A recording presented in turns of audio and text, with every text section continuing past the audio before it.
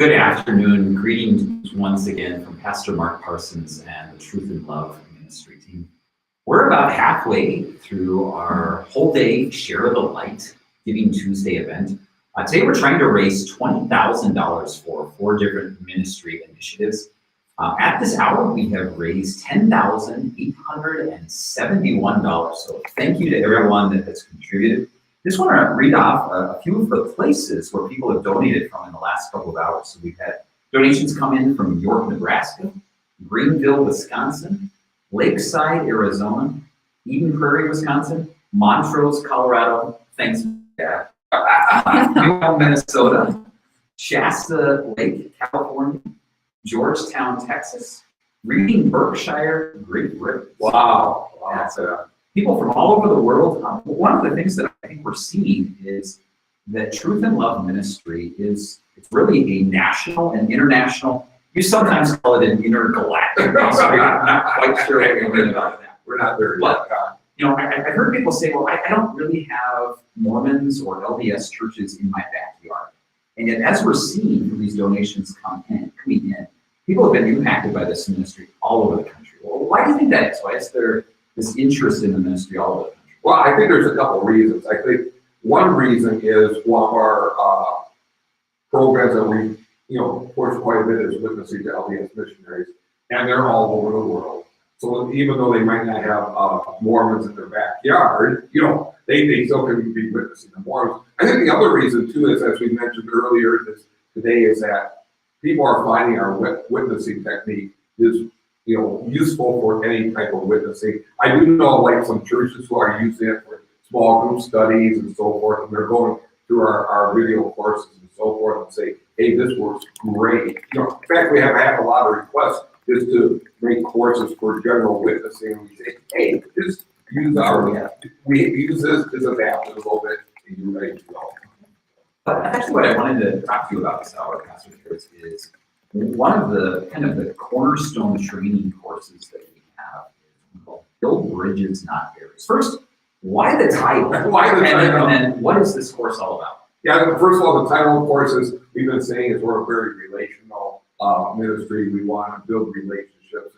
And what happens so often is, I would say unintentionally, but quite commonly, Christians build barriers.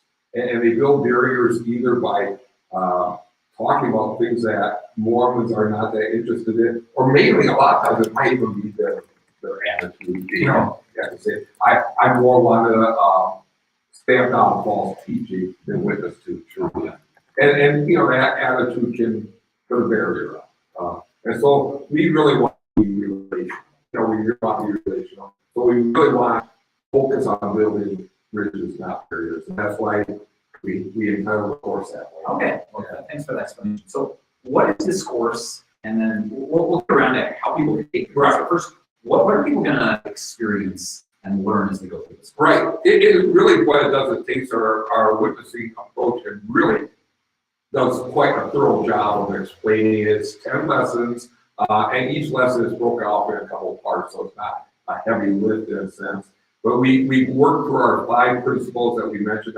I'll bring that up again, but just so you know what the course is like is these video segments, maybe 10, 15 minutes long. And we do have study guides that you can either download or just keep on your computer that you can follow along with. And then we even have, we call them reflection questions that could be either just for yourself or for a small group discussion and so forth. So it's a pretty, complete package if you want to put it that way. And what we do is we spend some time on the bedrock principles. There's really some very important truths that we have to do with witnessing. For example, one is that we have to see Christ as our substitute. Mormons often see Jesus as their example. And so we spend a lot of time on talking about the difference between example and substitute. But then we go through those 5 principles again that I mentioned, and we go through them quite thoroughly. So like, for example, the first principle is, view Mormons as victims, not as enemies. And we spend time and we talk with, we hold in video interviews with other people and so forth. But we talk a lot about how important that mindset is. It really is over the years, I think I found that when witnessing, get your mind right, I said, yeah. And so we spend a lot of time on that. And then we go right through the principles, like when we're talking about treating them with love and respect. We give a lot of practical examples of, how can you love a Mormon, if it's your neighbor, especially when we talk about missionaries, they are often so lonely, they need, just a friendly face, and we talk a lot about that. But really the importance of listening on that, right?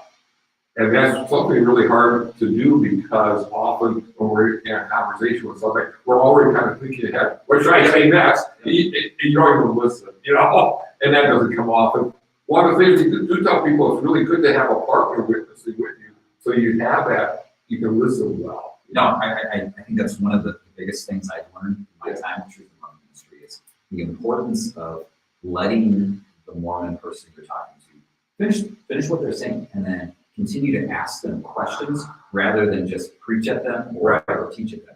I have found that those conversations have gone much better, but it's hard to hold your tongue, especially when you hear false doctrines being taught over and over again. Sometimes I tell people in the beginning when they're first talking to their LDS friends or the missionaries, I want you to bite your tongue until I see blood coming out of your mouth, because it is hard. But if you jump in too quickly, you don't build a bridge. You don't build a bridge, and then you don't really even understand where the LDS person is coming from, because a lot of Mormons, their beliefs do not line up exactly with Mormonism, the teachings of the church. And so you might assume that they believe this, and they say, no, I don't, and so you really have to listen. Yeah, we've even had some former LDS go through these courses and say, I learned as much about the false doctrines of my church from your course than I did from experiencing it. It really opened their eyes to see some of the dark secrets. In the dark secrets, and also how it fits together. Yeah. I think, again, when you're in it, it's hard for a lot of LDS people to actually see how their teachings all fit together. And I think we're trying to, show that. We do have another course on the site, the Plan Salvation, that does that also. But even in the build bridges on barriers, we're trying to put those pieces together, and so that we understand. And then what we want to do, and this is probably one of the hardest things for Christians, is we want to focus the conversation not on the things that bug me, but on the things that are burdening the Mormon. And those are things like being worthy. Am I forgiven? Am I going to live eternally with Heavenly Father? The things that bother Christians, like the history of Joseph Smith. Those.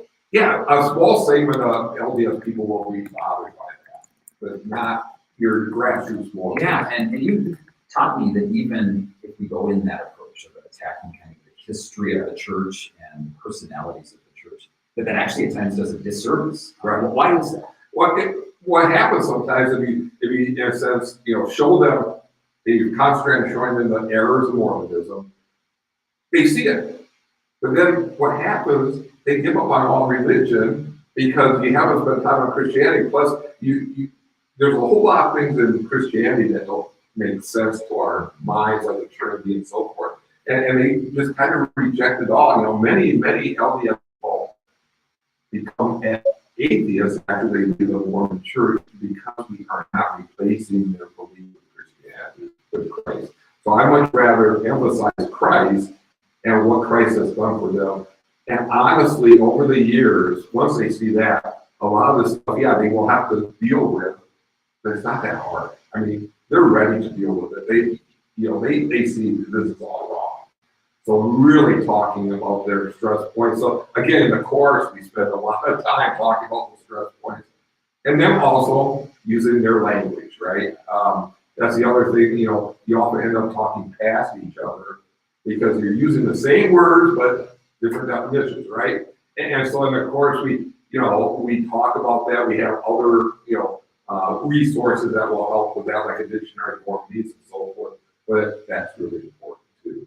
And then we end up the course, and kind of wrap it up by just encouraging people, witness Christ, don't debate Mormonism, that umbrella over it.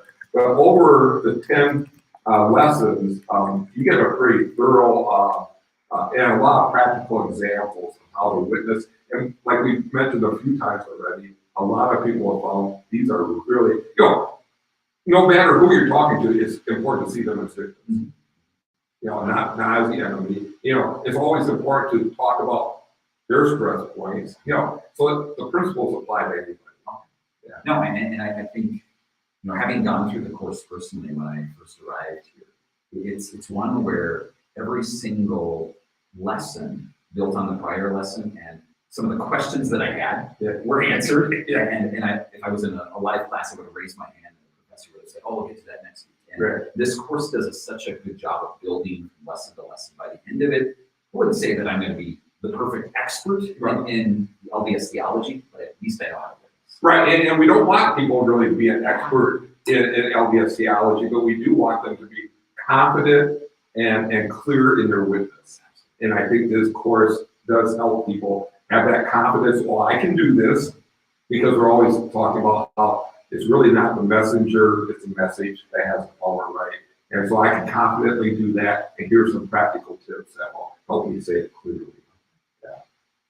Well, if folks are interested in taking this Building Bridges Not Barriers course, do they have to buy a CD, or how does this work? Yeah, it's all free. We have a separate website right now. We still have the website, witnessinlove.org. And you go there and you just register. And that opens up the whole website for you, because there's other resources and materials on that website. But we would really suggest that you first do the foundational course, the Build Bridges Not Barriers. But it's so easy. All you got to do is go to witnessinlove.org and just register. And I think it's 2 or 3 questions, basically your name, and so forth. And then the whole website is opened up to you. In just a few minutes, we'll show the intro video from that website, just kind of give you a broad overview of what we'll be learning in the course. But thank you, Mark, for joining us. Really, one of the initiatives that we maybe haven't highlighted enough yet this afternoon is providing resources for our international audience, as well as expanding the opportunities that we have. Right. So we've been pretty heavily focused in the past few years on creating training courses for Christians to witness. And over the next couple of years, we're going to continue to provide those resources, but we also want to expand the training resources that we have for the LDS friends that we're at. Could you envision us creating a course similar to this for Mormons? Well, I really think so, because like you just mentioned, a lot of people in the LDS church really haven't taken the time, or they really aren't taught in a sense, how does this all go together? And even when they leave Mormonism, it's kind of like, it's still a head scratcher for them. And part of it is, how did I ever get into this and all this? But if they can see how the pieces go together, it really does bring them in, like, not only enlightenment, but almost relief at times. And so I think that, and then also what they're really concerned about is, now that they know Jesus, how about my family? And they really do need a lot of encouragement and help and how to witness, because this is a brand new area for them. I mean, they can do it from their heart, but they, it's really hard for ex-Mormon, in a sense, at times, to come off lovingly, because it's hard for them to separate their anger at false teaching from the people. So, well, yeah, I would say, man, there's like a tremendous need for a course like this. Yeah, later this afternoon into this evening, we'll be talking about the resources that we're already working on, and then some ideas that we have for the future. So thank you. Want to just review real quick the ways that you can give. So again, you can give on our website, tilden.org/share. You can text to give and call in. Those numbers to call in are 855-770-3700. We'd love to speak with you this afternoon. And then to text, just pick a number, a dollar amount that you would like to send, and send that number to 208-606-3903. Mark, thanks so much. We'll see you again later this afternoon, and we'll see all of you again back at the top of the next hour. Again, make sure to join us tonight from 6 to 7 p.m. Mountain. At this time, we'll show you a little clip from our Building Bridges Not Barriers training program. Have a great day.